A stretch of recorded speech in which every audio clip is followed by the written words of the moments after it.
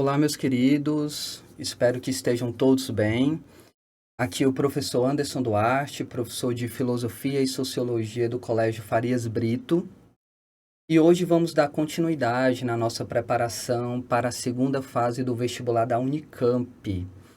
Estarei junto de vocês aqui para resolver algumas questões de filosofia e, claro, consolidar a tão sonhada aprovação de vocês no vestibular. E certamente todos estão muito bem preparados e vão conseguir, tá bom? Sem mais demora, vamos aqui para as nossas questões de filosofia.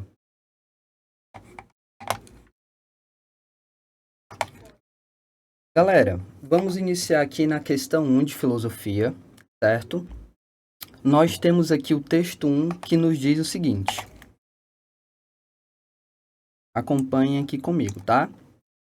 Segundo o próprio Aristóteles, nosso objetivo é tornar-nos homens bons, ou alcançar o grau mais elevado do bem humano. Este bem é a felicidade, e a felicidade consiste na atividade da alma de acordo com a virtude. Ética Nicômaco, livro 1. Uma das principais contribuições da ética aristotélica é sua famosa tese, segundo a qual a virtude está no meio.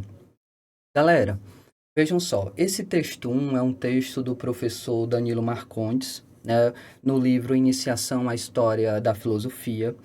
E nesse pequeno texto, ele traz exatamente a importância, né, e o objetivo da ética aristotélica, que é, como o próprio texto nos diz, tornar-nos homens bons e alcançar o mais alto grau, né, do bem humano, que para Aristóteles seria a felicidade.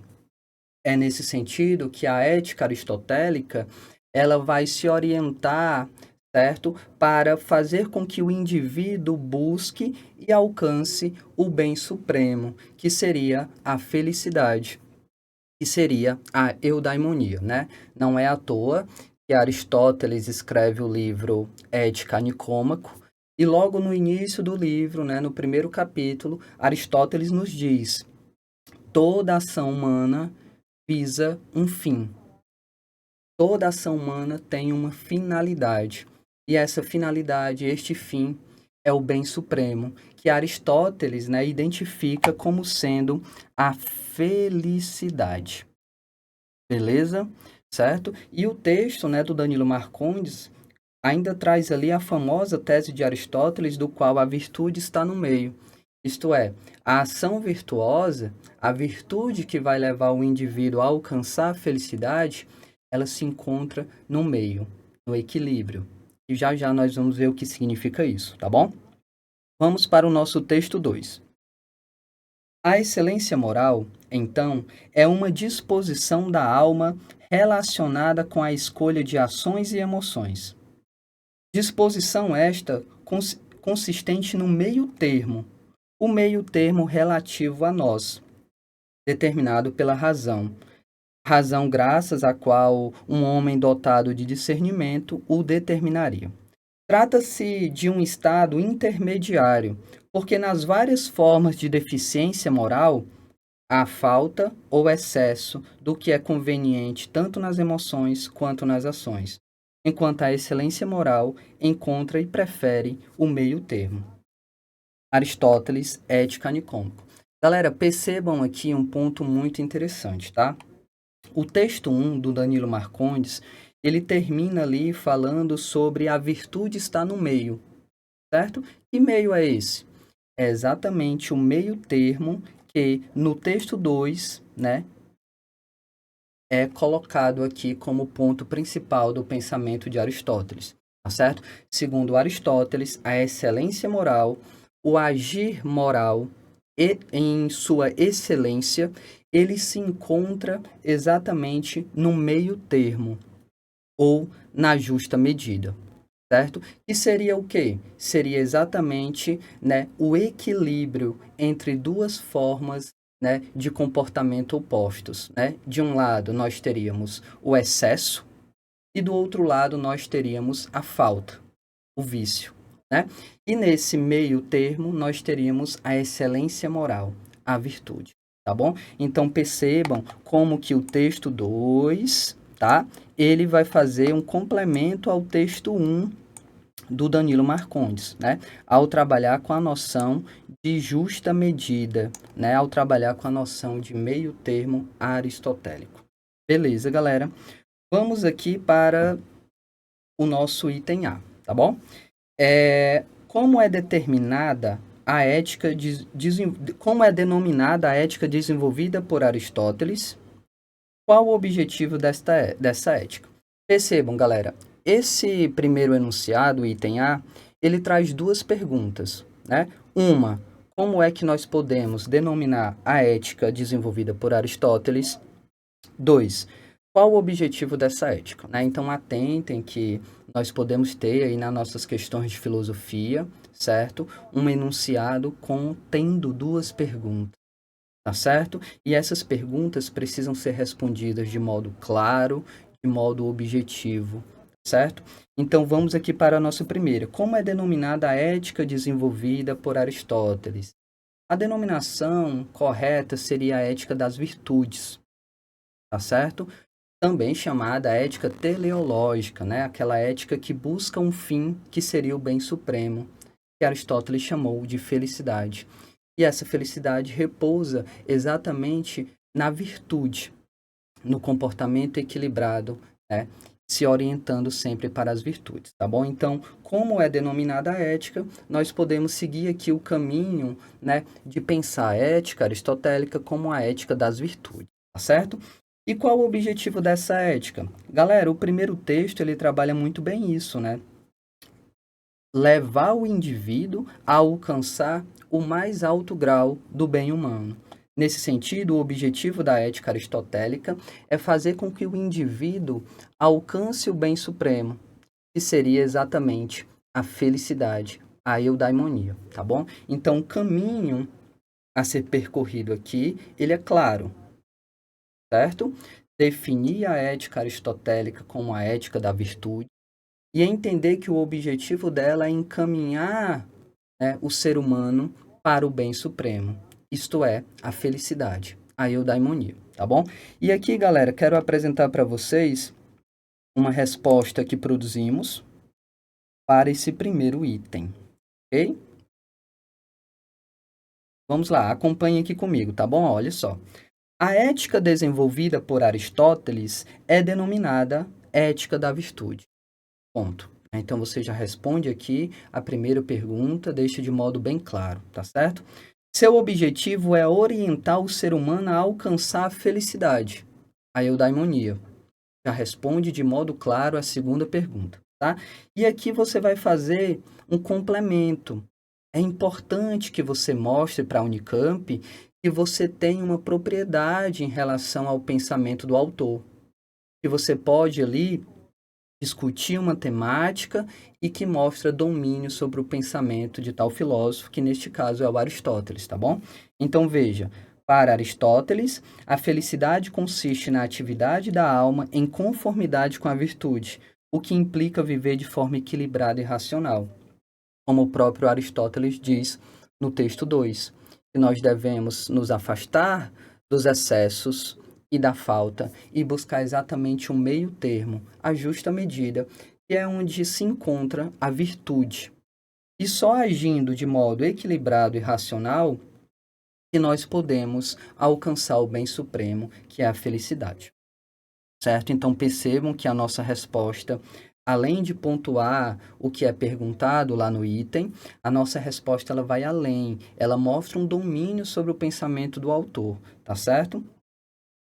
Vamos retornar aqui. Beleza. Vamos ao nosso item B, galera. Com base no texto 2, explique a noção aristotélica de justo meio.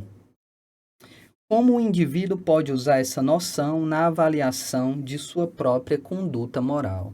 Mais uma vez, nós temos aqui um enunciado contendo duas perguntas. É muito importante que você atente para isso, para responder cada pergunta de modo claro, objetivo e sempre mostrando um domínio, né, acerca do pensamento do autor, tá certo? Esse item, ele vai se ancorar no texto 2, né? Então, tentem também para essas referências, texto 1, texto 2, onde é que o item vai ancorar ali sua perspectiva. Nesse caso, o item vai tomar como base o texto 2, para que a gente explique a noção aristotélica de justa medida, ou justo meio, ou meio termo, né? E aqui é muito importante que vocês atentem e para o Aristóteles, a justa medida, né, o meio termo, é exatamente o equilíbrio, certo? Entre dois modos opostos de comportamento, certo? De um lado, nós teremos, né, o excesso, né? E do outro lado, nós teremos a falta. São dois modos de comportamento opostos. E a ideia da justa medida, ela se encontra no meio. Ela se encontra no ponto de equilíbrio entre a falta e o excesso, certo? E é exatamente esta justa medida, meus queridos, que segundo Aristóteles se encontra a virtude. E só ela pode fazer com que a gente alcance a felicidade. Tranquilo? Então, nesse sentido, a noção aristotélica de justo meio, você deve percorrer o caminho aqui, né, que oriente a justa medida como ponto de equilíbrio entre dois polos de comportamento opostos, a saber, né, a falta e o excesso. E ali no meio, nós temos o ponto de equilíbrio, a virtude que levará a gente ao bem supremo, tá certo? E como que o indivíduo pode usar essa noção na avaliação de sua própria conduta moral? Bem, galera, o caminho, né, que nós podemos percorrer nesta pergunta é que o indivíduo ele pode utilizar essa noção de justa medida aristotélica no que diz respeito às suas ações, às suas condutas, às suas escolhas, à sua própria liberdade, né? No momento em que for agir, no momento em que for tomar uma decisão, no momento em que for fazer uso da sua liberdade, no momento que tiver de escolha, o indivíduo se afastar dos vícios, se afastar do excesso e se afastar da falta. Porque esses dois polos de comportamento opostos, né, o excesso e a falta, não levará o indivíduo a alcançar a virtude e logo a felicidade, certo? Então o indivíduo deve se afastar desses polos e orientar o seu comportamento para o ponto do meio termo, para a justa medida, para o equilíbrio. Tá certo? Acompanhe aqui comigo uma resposta construída por nós para esse item B, tá? Atentem. A noção aristotélica de justo meio refere-se ao equilíbrio entre dois extremos opostos de comportamento, o excesso e a deficiência, a falta. Para Aristóteles, a virtude moral consiste em encontrar esse meio termo em relação às emoções e ações, um ponto determinado pela razão e pelo discernimento prático. Por exemplo, a coragem é o meio termo entre a temeridade, o excesso, e a covardia, a deficiência de ousadia, né? Então perceba, galera, além de definirmos aqui o que é a justa medida aristotélica, a gente também traz aqui, né, um exemplo que é da coragem, né? Se o indivíduo vai agir pelo extremo da falta, ele vai ser um covarde, ele não vai ter coragem. Se ele for agir pelo outro extremo, que é o extremo do excesso, né? Ele pode ser ali prepotente, ele pode ser imprudente, né? Ele pode ter exatamente o excesso de coragem que pode gerar a imprudência. Então, para Aristóteles, o indivíduo deve orientar a sua ação para o meio termo, que seria aqui a coragem, tá bom? Então, olha só que interessante, né? Vejam essa perspectiva de, além de responder o que o enunciado está pedindo, traga informações, né, pontuais que estejam dentro do contexto que o enunciado pede, mas que mostre também um domínio seu acerca do pensamento do filósofo, tá bom? E também, sempre que possível, possibilidades de exemplos, tá certo? E aqui nós Vamos à outra parte do item que pergunta como o indivíduo pode utilizar isso, né, no seu cotidiano, na sua prática moral, né? O indivíduo pode usar essa noção na avaliação de sua conduta moral, refletindo sobre suas escolhas e ações, buscando evitar tanto os excessos quanto as faltas, ajustando de acordo com a situação e guiando-se pela razão para determinar o que é apropriado. Assim, o justo meio é relativo ao contexto e à capacidade de discernimento de cada pessoa. Tá bom, galera? Então percebam que a resposta caminha aí no sentido de, além de definir a justa medida para Aristóteles, trazer um exemplo, né, do que seria essa justa medida e, claro, relacionar isso ao agir, né, do indivíduo, tá bom? Sempre trazendo informações aí pertinentes que demonstram um domínio, né, acerca do pensamento do filósofo. Tranquilo? Vamos retornar aqui ao nosso material, certo? Então, item A, ok. Item B, ok. Certo, galera? Vamos aqui para a nossa questão número 2.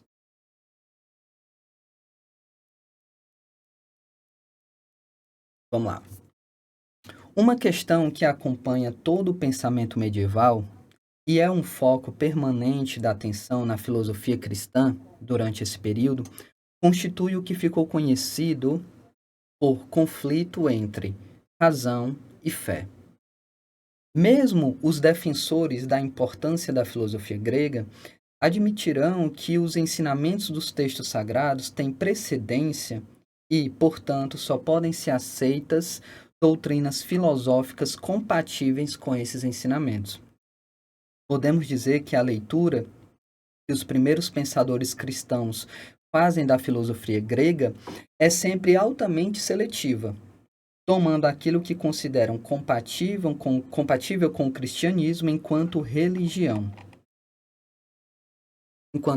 revelada. Portanto, o critério de adoção de doutrinas e conceitos filosóficos é, em geral, determinado por sua relação com os ensinamentos da religião. Nesse sentido, privilegia-se, sobretudo, a metafísica platônica, com seu dualismo entre o mundo espiritual e o mundo material. Mais uma vez, um texto do professor Danilo Marcondes, Iniciação à História da Filosofia. Galera, esse trecho, ele traz um ponto aqui importante, né, que diz respeito à filosofia medieval e um embate que vai existir entre razão e fé. Né? Para alguns autores, alguns filósofos do período, né, a fé ela teria uma primazia sobre a razão, isto é, a fé teria uma importância a mais sobre a razão. Para outros autores, a razão seria um complemento da fé, e daria para unificar esses dois modos de conhecimento, né, complementares. Para outros, não. Vai haver uma hierarquia. A fé vai estar no primeiro degrau, a razão no segundo degrau. E a fé ajudaria a iluminar a razão. Então, sempre vai haver esse embate. Outro ponto importante que o trecho nos traz é que, dado o fato de que para alguns autores cristãos, né, para os autores cristãos, os textos sagrados eles vão ter uma precedência em relação aos textos filosóficos, isto é, uma primazia, uma importância, né, em relação aos textos filosóficos. A partir dessa ideia, as escolhas dos conceitos, das escolas, das doutrinas filosóficas que podem ser utilizadas, né, pelos pensadores cristãos, vai passar por uma seleção, um modo seletivo. Isto é, só vão ser levadas em consideração para os cristãos, para os pensadores cristãos, as doutrinas e as obras, né, os textos filosóficos que tiverem uma relação, né, direta com a religião cristã, certo? Então, esse é um ponto de embate. E ali no final, ele nos diz que é exatamente, né, a metafísica platônica que vai ser ali a doutrina filosófica escolhida, selecionada pelos autores cristãos para ser tomada como influência, tá certo? Beleza? Gente, vamos aqui para o nosso item A. Qual o nome da teoria dualista formulada por Platão, indicada no texto? Explique essa teoria. Então, atentem mais uma vez que nós temos um enunciado com 2 perguntas e devemos escrevê-lo de forma clara, forma objetiva, certo? No primeiro momento, eles nos pergunta qual a teoria dualista formulada por Platão. Mas olha só, ele vai fixar essa ideia no texto. Ele vai se dizer, olha, indicada no texto. Então, atentem para isso, tá certo? A teoria dualista de Platão, ela pode ser chamada de teoria das ideias, né? Mas no texto ela aparece como metafísica platônica. Okay? E como o item pede para que a gente se oriente tendo como base o texto, então a resposta para essa primeira pergunta é a metafísica platônica. Tá tranquilo? E o segundo ponto é explique essa teoria. A ideia da metafísica platônica é a separação, galera, entre o mundo inteligível, ou o mundo das ideias, onde estaria as ideias e as formas perfeitas de tudo que existe. As coisas e as ideias perfeitas seriam eternas e imutáveis, certo? Em contraposição, o mundo sensível, ou o mundo dos sentidos, onde todo seria uma cópia imperfeita do que se encontra no mundo das ideias, né? Nesse mundo do mundo dos sentidos, nós temos a imperfeição, nós temos, né, a finitude, certo? Então, Platão vai fazer essa diferenciação entre essas duas possibilidades de mundo das ideias e de mundo sensível. Esse seria, né, a teoria dualista de Platão, certo? Vamos conferir aqui a nossa resposta para esse item A, tá bom? Olha só, a teoria dualista formulada por Platão é chamada no texto de metafísica platônica.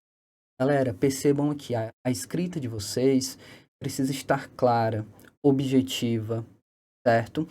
Então, você não vai só largar aqui metafísica platônica.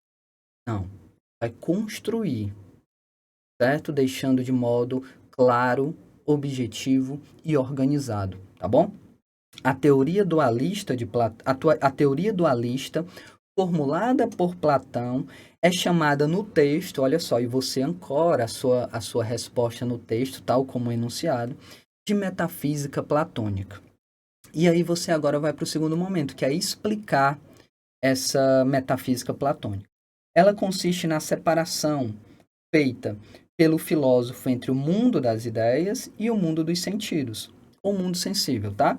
Sendo o mundo das ideias o espaço das formas e ideias perfeitas, enquanto que o mundo sensível é o espaço da realidade, o mundo material, que não é perfeito, que é mutável, que é perene. Tá certo, galera? Então, esse é o caminho, né, a se traçar nesse item A, ok? Explicando a teoria dualista, né, deixando sempre muito claro aqui, né, a sua resposta para o que o enunciado está pedindo. Bom, vamos para o item B. Em que consiste o conflito entre razão e fé no período medieval abordado pelo texto? Explique como esse conflito contribuiu para a seleção do dualismo platônico pelos primeiros pensadores cristãos. Então, aqui, no primeiro momento, você vai explicar no que consiste esse conflito, tá bom? Então, você vai explicar minuciosamente como que vai se desenvolver esse conflito a partir do texto, né? E o texto nos apresenta exatamente o fato desse conflito dizer respeito a os autores cristãos tomarem uma precedência em relação aos textos sagrados, né, e os textos filosóficos, fazendo com que haja uma seletividade, né, uma seleção de obras, doutrinas, né, e pensamentos filosóficos que sejam relacionados à perspectiva cristã, à perspectiva cristianismo, tá certo? E aí o dualismo platônico, né, a metafísica platônica vai se encaixar muito bem, porque é possível adaptar essa perspectiva, né, para o modo de pensamento cristão, né, para o cristianismo, tá certo? Além de adaptar, também pegar influências, né, dessas possibilidades do mundo das ideias, do mundo sensível, corpo e alma, tá bom? Vamos ver aqui a nossa resposta para esse item, tá? O conflito entre razão e fé no período medieval consiste na necessidade de precedência dos textos sagrados sobre os textos filosóficos. Ou seja, só eram selecionadas apenas as doutrinas filosóficas compatíveis com o cristianismo enquanto revelação, enquanto religião revelada. Desse modo, esse conflito vai contribuir para o estabelecimento de um critério de adoção de doutrinas e conceitos filosóficos que tenham relação ou que possam ser relacionados com os ensinamentos da religião, certo? Então, esse daqui é o conflito, tá bom? E você vai escrever, né, sempre deixando de modo claro. Olha só o nosso início da resposta. O conflito entre razão e fé no período medieval consiste em... Pronto. Certo? Exatamente o que o enunciado está pedindo. Obedeça fielmente ao enunciado da Unicamp. Bom?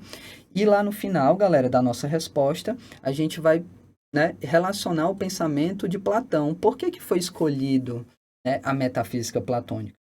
A doutrina que vai ser adotada, pela enorme semelhança e capacidade de adaptação ao cristianismo, é a doutrina platônica. Ou seja, você responde aqui as duas perguntas de modo claro, né, e mostra um domínio sobre o período histórico e também sobre o pensamento do filósofo. Tranquilo? Então, item B, ok. Certo, gente? Belezinha? Vamos aqui para a nossa terceira questão.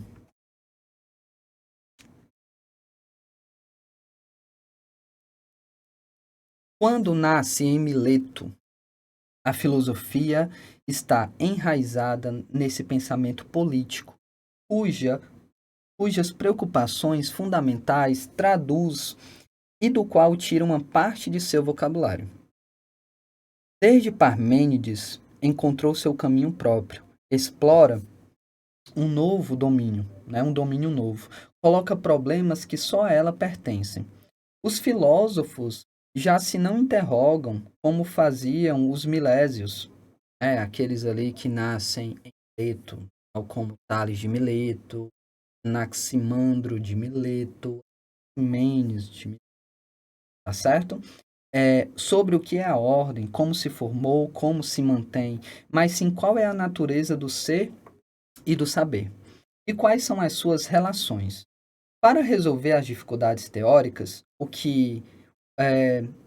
o próprio progresso de seus processos fazia surgir, a filosofia teve de forjar para si uma linguagem, elaborar seus conceitos, edificar uma lógica, construir sua própria racionalidade. Certo?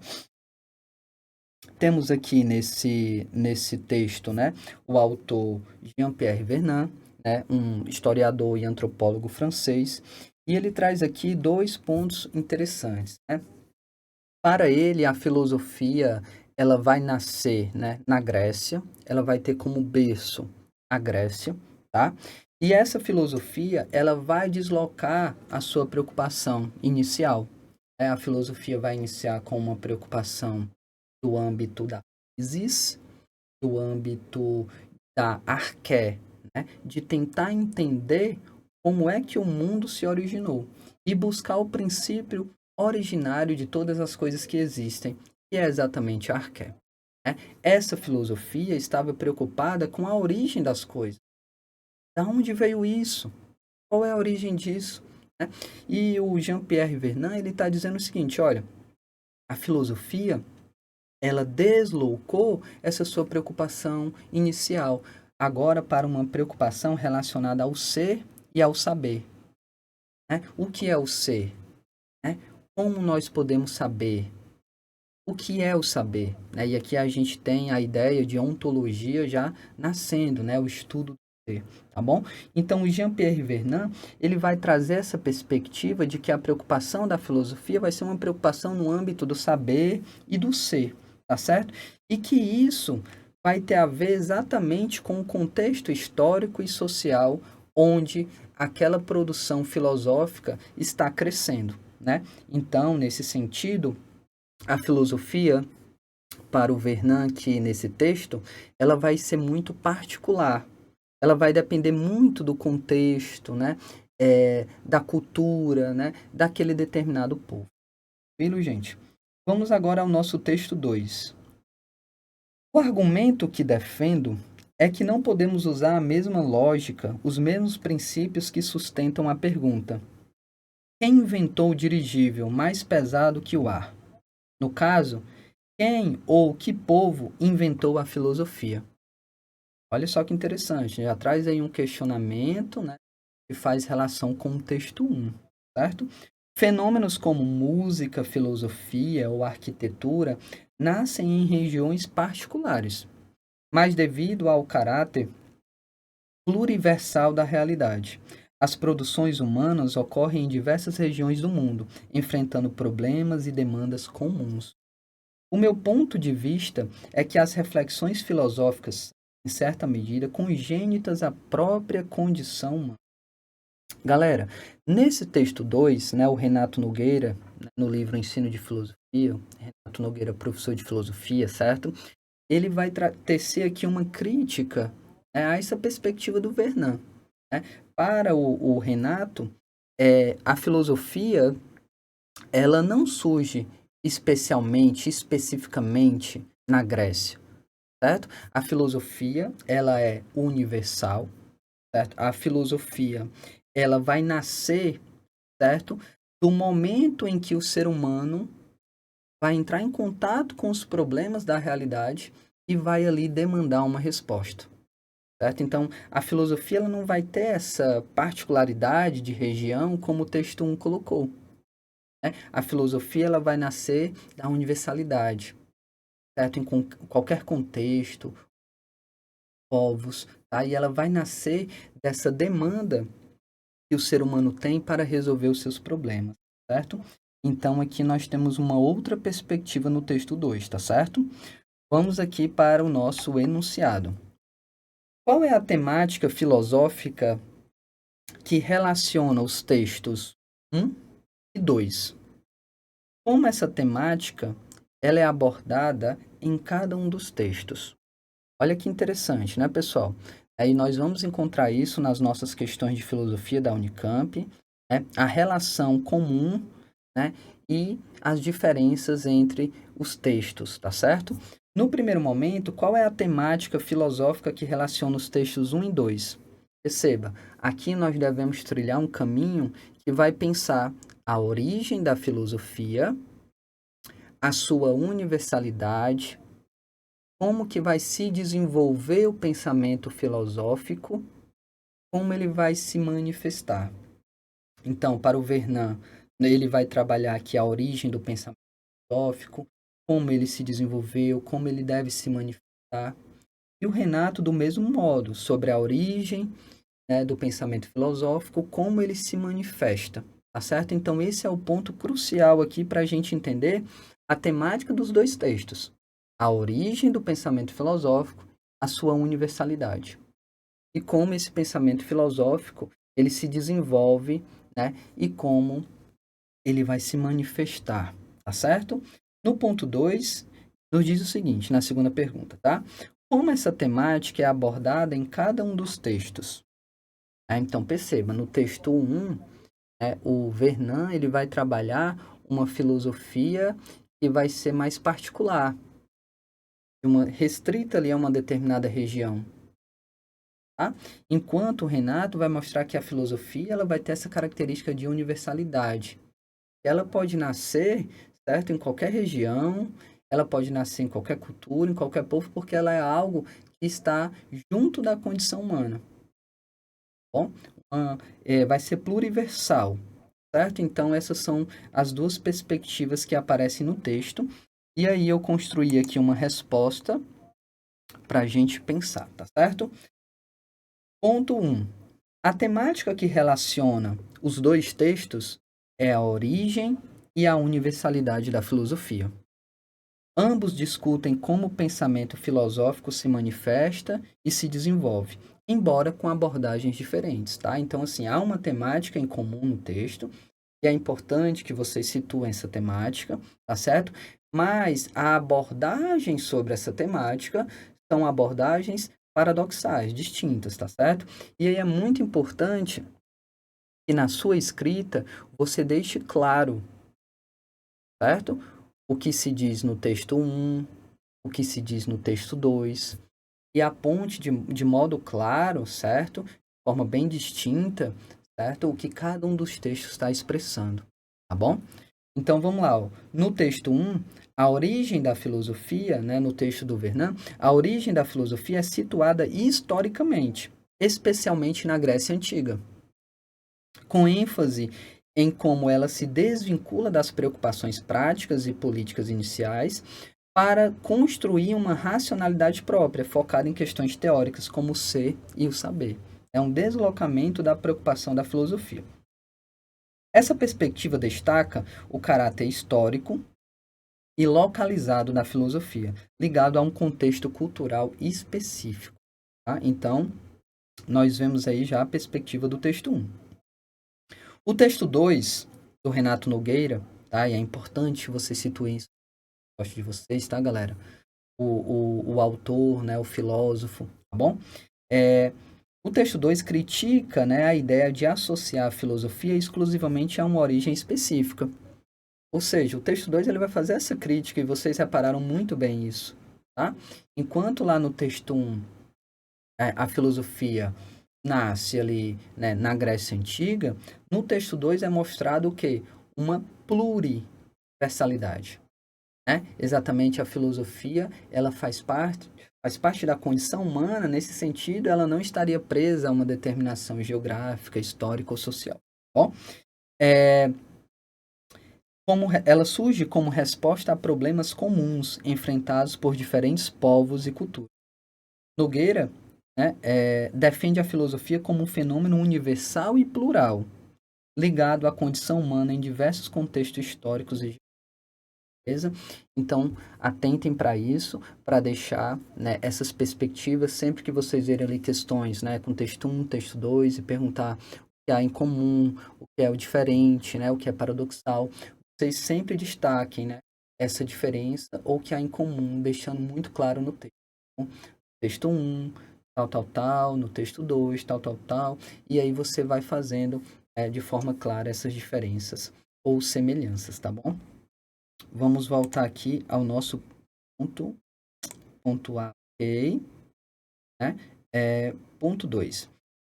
Explique o seguinte ponto de vista de Renato Nogueira. As reflexões filosóficas são, em certa medida, congênitas à própria condição humana. Como esse ponto de vista do texto 2 se reflete no texto 1? Olha só, então, se o item A ele pediu para a gente percorrer um caminho que mostre ali as abordagens diferentes, nós fizemos isso, né? Esse item B, né, esse ponto 2 aqui, ele já mostra, né, como que os pontos de vista de ambos os textos, eles podem, de certa forma, se conciliar, tá bom? Beleza? Galera, vamos lá. O Renato Nogueira, ao dizer que as reflexões filosóficas elas são congênitas à própria condição humana, ele está dizendo que as reflexões filosóficas são intrínsecas à condição, né? Estão juntos, né, do ser humano, certo? Não há possibilidade de separar o ser humano e as reflexões se unificam. Bom, e essas reflexões filosóficas elas surgem, né, não ali ancoradas em um contexto histórico, social ou cultural, mas elas surgem sempre que o ser humano precisa, né, é exigido para responder uma questão de existência, uma questão histórica ou social. Bom, beleza? Vamos ver aqui a nossa resposta para esse item B, tá? Renato Nogueira argumenta que a filosofia é intrínseca à condição humana, surgindo naturalmente das necessidades de reflexão e enfrentamento de problemas universais. Esse ponto de vista sugere que a capacidade de filosofar não é exclusiva de uma cultura ou época específica, como pensou Lauvernan no texto 1, tá? Mas sim algo compartilhado por toda a humanidade. certo, gente? Então, um ponto interessante aqui é que você pode trazer aqui o nome do autor, o nome do filósofo, né, o nome do pensador e trabalhar as perspectivas dele de forma bem clara, tá bom? Beleza? Segunda parte. No texto 1, essa ideia pode ser refletida na transição que Vernon descreve, onde a filosofia grega começa com questões práticas sobre a ordem e evolui para uma investigação abstrata do ser e do saber. Isso ilustra que, embora a filosofia tenha se desenvolvido de forma específica na Grécia, sua origem responde às demandas humanas universais, como o desejo de compreender o mundo e o lugar do ser humano nele. Assim, a filosofia é apresentada como uma manifestação cultural localizada, no caso, na Grécia, mas que ecoa necessidades mais amplas da condição humana, né? E aí eu até grifei aqui para vocês, né? Alinhando-se à visão de Nogueira sobre o caráter universal do pensamento filosófico. Então, assim, lá no texto 1, quando o Vernon ele fala que a filosofia ela vai deslocar a sua preocupação, né, saindo ali das questões políticas, saindo da questão da physis, né, e passa para uma questão, né, mais ontológica e também, né, epistemológica, estudando aí o ser e estudando o saber, né, essa filosofia ela também está respondendo a demandas universais do ser humano. É uma filosofia que também se apresenta na pluriversalidade, tá certo? E é exatamente essa perspectiva universal que vai se alinhar à visão de Renato Nogueira lá no texto 2, tá certo, galera? E aí, na escrita de vocês, deixem sempre muito claro quando estão falando de um texto ou de outro texto, certo? Sempre grifando esses pontos que são extremamente importantes, beleza? Então, item B, ok, certo? Meus queridos, agradeço, né,